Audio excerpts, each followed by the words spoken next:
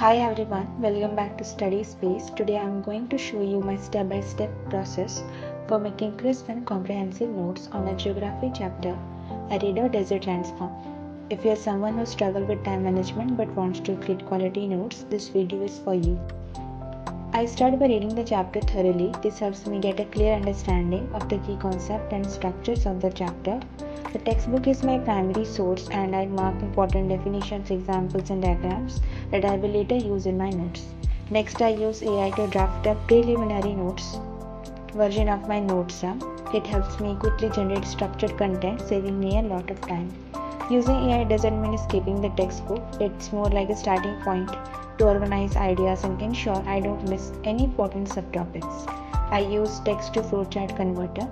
Once the AI draft is ready, I cross-check it with textbook. Whatever is missing, I add it. So finally, I organize everything into my final notes. I use clear headings, as you can see, and here's the finished.